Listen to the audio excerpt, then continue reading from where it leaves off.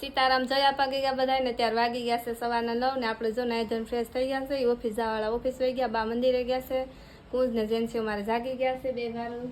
તો જો બા મારે મંદિરે જઈને આવી ગયા છે ને દરરોજ સવારે મંદિરે જાય છે. તો જો ત્યારે નાઈ ફ્રેશ થઈ ગયા ને થોડું ઘણું કામ બાકી છે હજી ને. અમે સુરતમાં રહીએ છીએ ને સુરત અમારે તહેવારો બધા બહુ મસ્ત મસ્ત ઉજવાય છે અહીંયા સારી રીતે. રામ ભગવાનની મંદિરની પ્રતિષ્ઠાની અમે સારી ઉજવણી કરી હતી. અને આપણે જો આજ તો કામે હજી બધું બાકી છે, કચરા પોતા વાસણ કપડાં. તો હાલો ફટાફટ આપણે બધું કામ કરીને ફ્રી થઈ જાય. તો આજે આપણે જો દુપટ્ટામાં રજા છે અને આ બાજુ વાસણ ઉટકવાનું કામ ચાલુ છે ને મારે હવે પોતા મારવા છે. તો અત્યારે જો સવારના 10 વાગી ગયા છે ને આપણે કુંજ ને જેન્સી નાવાનો ટાઈમ થઈ ગયો છે. જેન્સી બેન હાલો નાવા.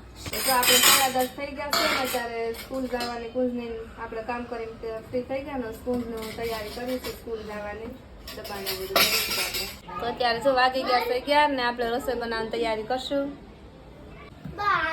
તો અત્યારે જો 12 વાગી ગયા ને આપણે જમવા બેસી ગયા છે. જમવામાં જો આજ આપણે દૂધીનું શાક, રોટલો, છાશ એવું બધું છે. મસ્ત લીલા ધાણા છે આપણે રીંગણા ઓળો બનાવવા મૂકી દીધો છે. જો 7 વાગી ગયા ને બાય દીવાબત્તી બનાવવા કરવાનું શરૂ કરી દીધું છે.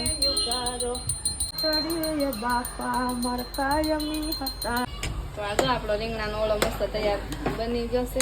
રોટલા બનાવવાનું બાકી છે. જો 8 વાગી ગયા છે ને આપણી રસોઈ તૈયાર થઈ ગઈ છે. આ બાજરીના રોટલા છે ઓળા સાથે, આરે દૂધ છે